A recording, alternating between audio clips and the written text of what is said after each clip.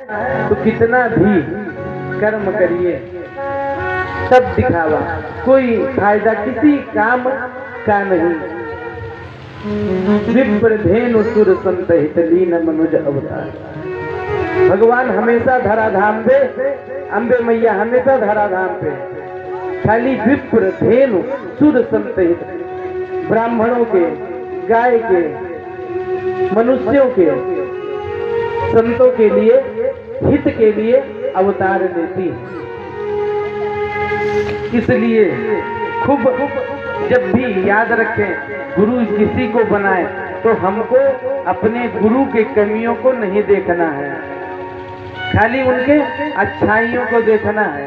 क्योंकि भैया संसार में ऐसा कोई एक व्यक्ति आप हमें बता दो जिसके अंदर कमी ना हो, कोई सर्वगुण संपन्न नहीं हो सकता।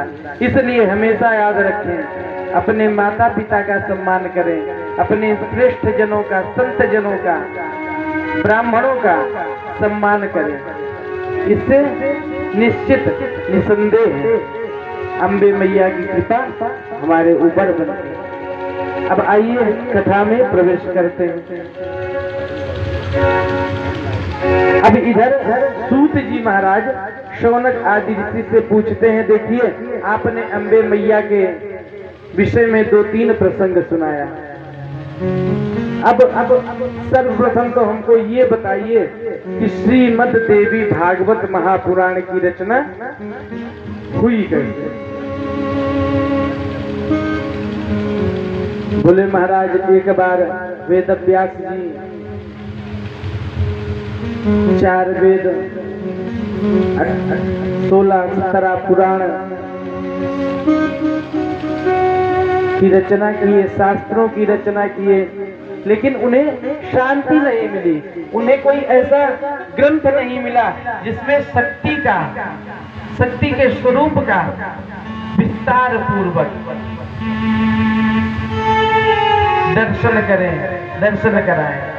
तो खिन्न मन होकर के सरस्वती जी के नदी के तट पर बैठे थे, तभी उधर से उनके कान में एक ध्वनि सुनाई देती है। कौन सी? उधर से नारद जी महाराज बीड़ा लेकर के आ रहे थे। श्रीमन नारायण नारायण नारायण, श्रीमन नारायण नारायण नारायण, श्रीमन नारायण नारायण नारायण, श्रीमन नारायण नारायण नारायण, भजमन नारायण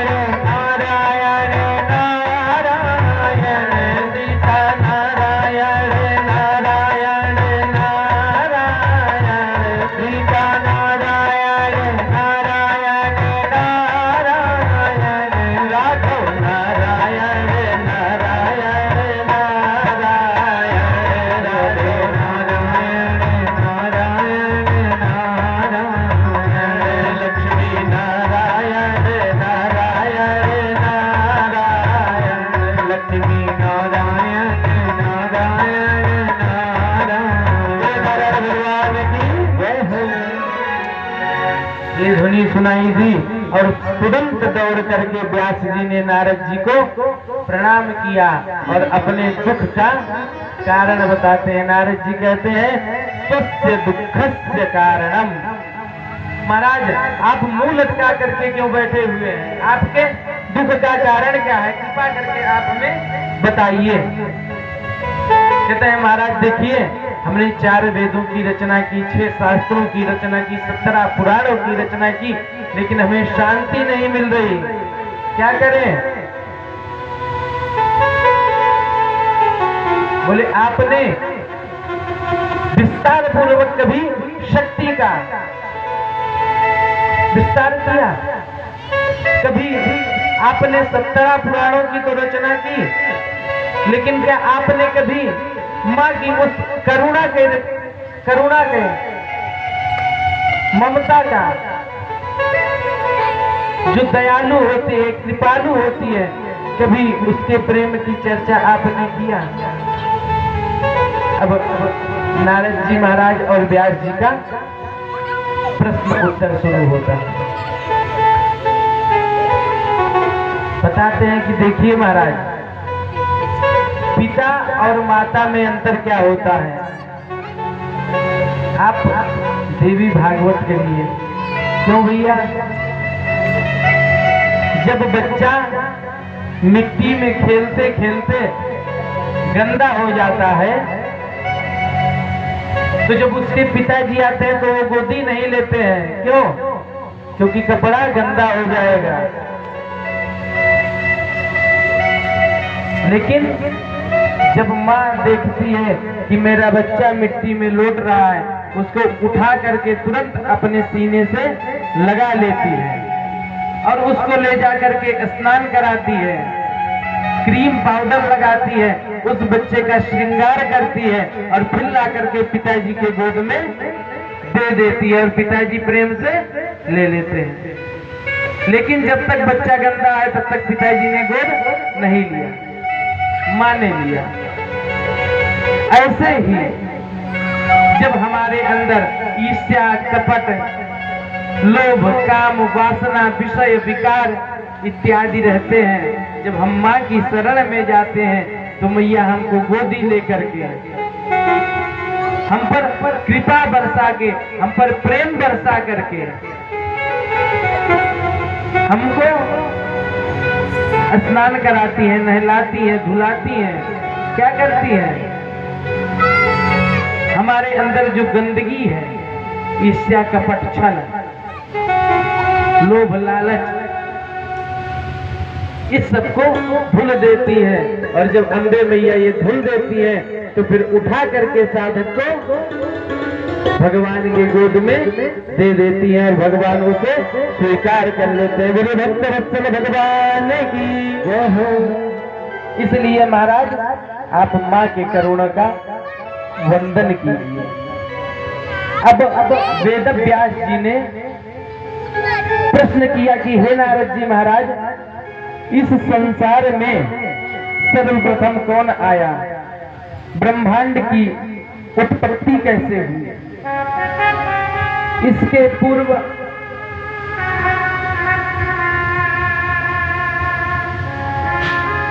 पूर्ण ब्रह्मांड की रचना कैसे हुई? कृपा करके इसका वर्णन करें और हमारे प्रश्न का उत्तर दे करके महाराज हमको संतुष्ट करें। अब व्यास जी, नारद जी व्यास जी को देवी की महिमा बताते हैं और बताते हैं कि एक बार की बात है, भगवान विष्णु 10,000 वर्षों तक भीषण युद्ध करके थक गए थे और थक करके वैकुंठ के एक समतल भूमि पर जाकर के विश्राम करने लगे। अब विश्राम करते करते वहीं पर एक समतल भूमि पर, पृथ्वी पर स्थित एक धनुष की प्रत्यंचा थी, उसी प्रत्यंचा पर सिर रख करके भगवान नारायण सो गए। अब इधर ब्रह्मांड की रचना को आगे कैसे बढ़ाया जाए, इसके लिए ब्रह्मा आज सभी देवी देवता भगवान विष्णु के पास आते हैं, उनको जगाने का अत्यंत प्रयास करते हैं, लेकिन भगवान जगते नहीं हैं। सभी ने खूब प्रयास किया तो भगवान जो धनुष के प्रत्यंचा पर सर रख करके सोए थे, तो सभी ने कहा सुनो, दीमक को बुलाया और दीमक से कहा कि ये प्रत्यंचा आप काट दीजिए। दीमक बोला भाई हम क्यों काट दें, कोई सो रहा है तो किसी के निद्रा को हम भंग कैसे करें, दोष हमको लगेगा। बोले नहीं, करना पड़ेगा। ब्रह्मा जी कहते हैं करना तो पड़ेगा। बोले महाराज प्रभु जग गए तो यज्ञ आदि क्रिया आगे बढ़ेगी, आप लोगों का पूजन होगा, आप लोगों को हविष्य प्रदान होगा, हमें क्या होगा, हमें क्या फायदा, कोई फायदा बताओ तो हम करें। ब्रह्मा जी कहे सुनो, तुम काट दो, इससे तुमको फायदा ये होगा कि हवन में जो भी सामग्री बाहर गिर जाएगी वह अंश तुम्हारा होगा।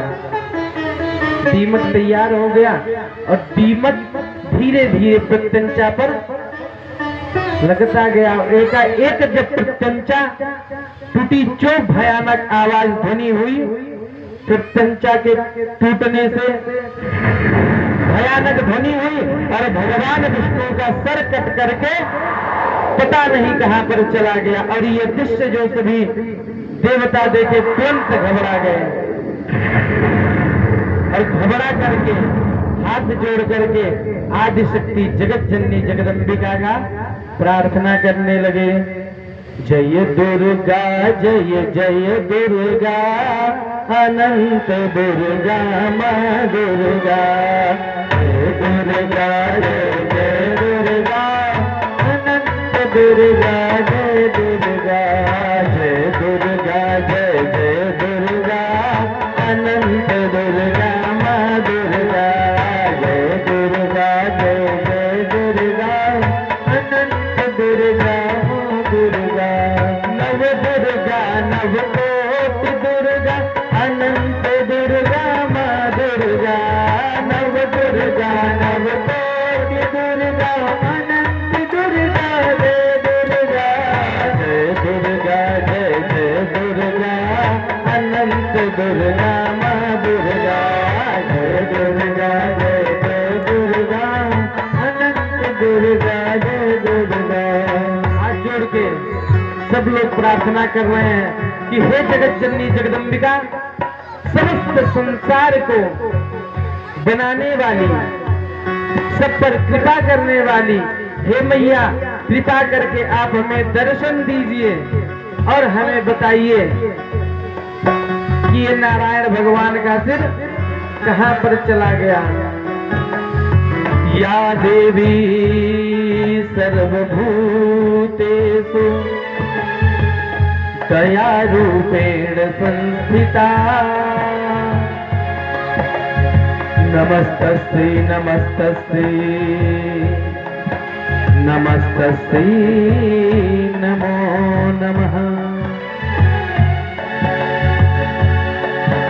देवताओं के प्रयास से मैया प्रसन्न हो जाती हैं, प्रसन्न होकर के दर्शन देती हैं, कहती हैं आप तनिक भी चिंता मत करिए, मैं आप लोगों के साथ में हूं।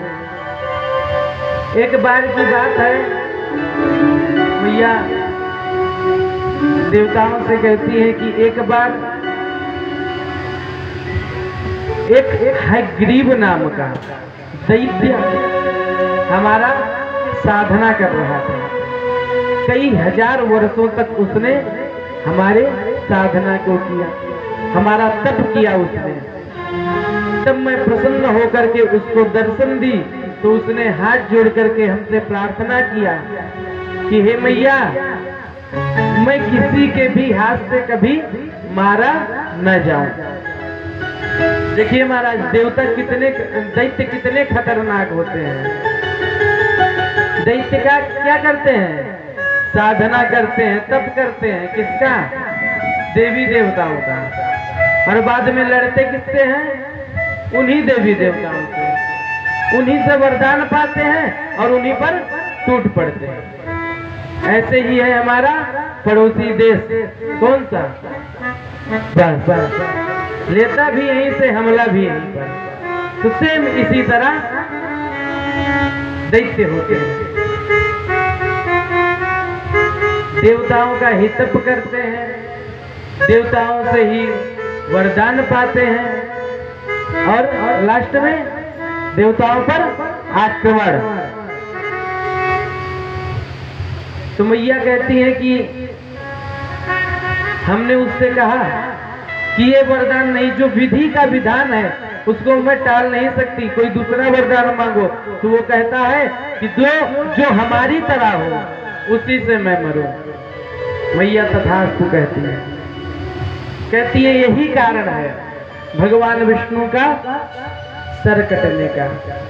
एक बार लक्ष्मी जी भगवान का पैर दबा रही थी। नारायण भगवान को, लक्ष्मी जी को देखकर नारायण भगवान को हंसी आ गई और वो हंस दिए। लक्ष्मी जी को लगा कि ये हमारा उपहास कर रहे हैं। लक्ष्मी जी ने तुरंत श्राप दे दिया कि जाओ तुम्हारा सर कट जाए। और आज वही हुआ महाराज। मैया कहते हैं घबराने की कोई आवश्यकता नहीं। त्वष्टा मुनि को, विश्वकर्मा जी को ये कार्य देती हैं कि आप जाइए हयग्रीव का सर लेकर के आइए। हयग्रीव मतलब घोड़ा। हयग्रीव का सर लाते हैं, त्वष्टा ऋषि जोड़ते हैं। हयग्रीव भगवान प्रकट हो जाते हैं। बोले हयग्रीव भगवान की। और प्रकट होकर के वहीं पर जाते हैं जहां पर हयग्रीव नाम का दैत्य उत्पात मचा कर रखा था।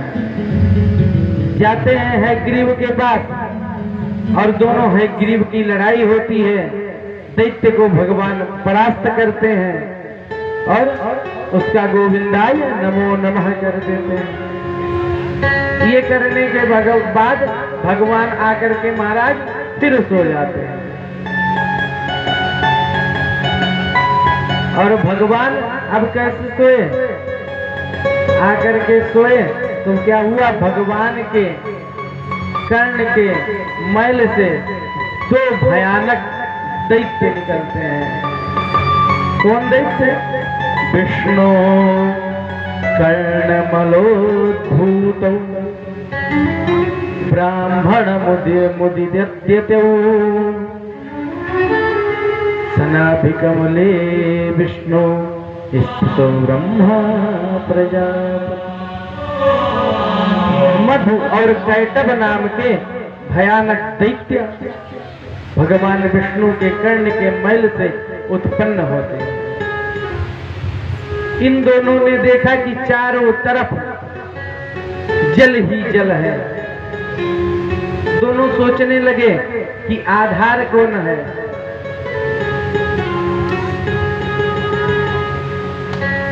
किसके आधार पर ये जल रुका हुआ है? उन दोनों को कुछ न पता तो एकाएक ऐंग शब्द का भविष्यवाणी हुआ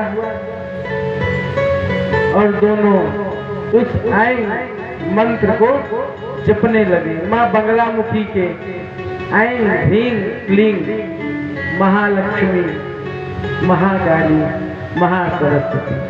और उन्हीं की है अंश मां दुर्गा, 64 योगिनी। ये कथा भी अभी आगे आएगी। समस्त देवियों की उत्पत्ति कैसे हुई। अब यहाँ पे दोनों दैत्य हाथ जोड़ करके मां बंगलामुखी जी से प्रार्थना करने लगते हैं, उनका ध्यान करने लगते हैं और उनके मंत्र को जपने लगते हैं।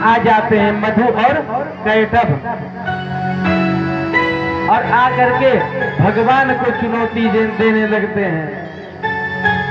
ब्रह्मा जी को कहते हैं, भगोड़े तू किसके पास भाग करके आया है? तुझे हमसे कोई बचा नहीं सकता।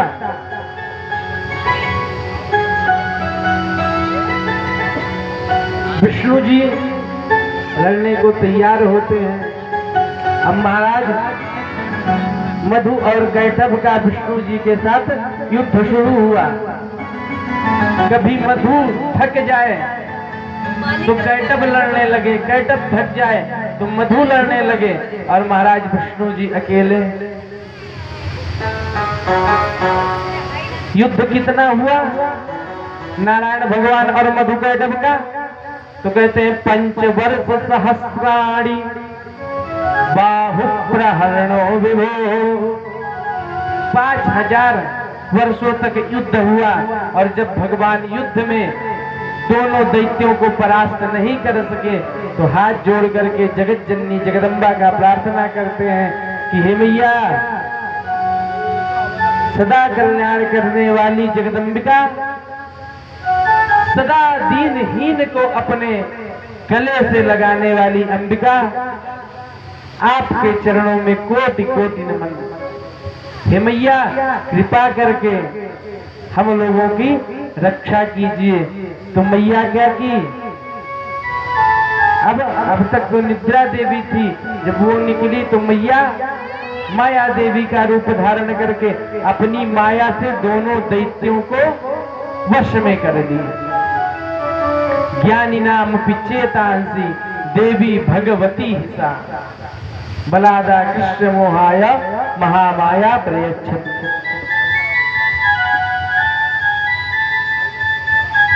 दोनों दैत्यों को अपने वश में मैया कर लेती हैं।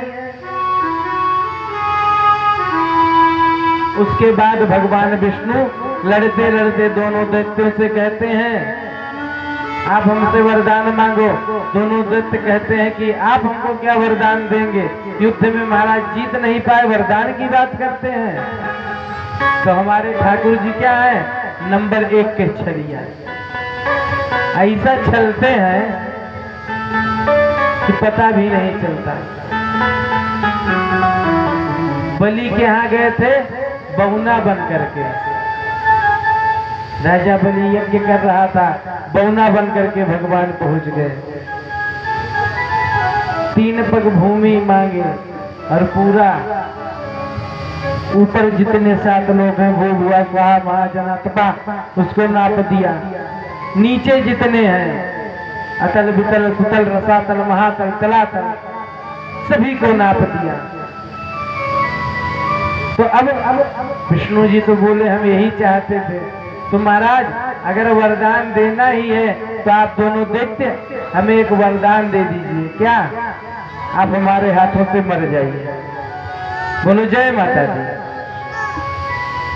अब महाराज देखिए, इधर माया देवी की कृपा है। अब वो दोनों कैसे कहते कि हम ये वरदान नहीं देंगे? बोले ठीक है, वरदान तो देंगे, लेकिन हमारी भी एक शर्त है। क्या शर्त? बोले महाराज हम समतल भूमि पे मरना चाहेंगे, जो एक समान हो। भगवान विष्णु बोले आ जाओ मेरे बच्चों, और अपने जांग को जो विस्तार किए, जो विस्तृत किए कि दोनों को प्रेम से अपने जंघों पर रखे, और गोविंदाय नमो नमः। बोले जगत जननी जगदम्बा मैया की जय हो।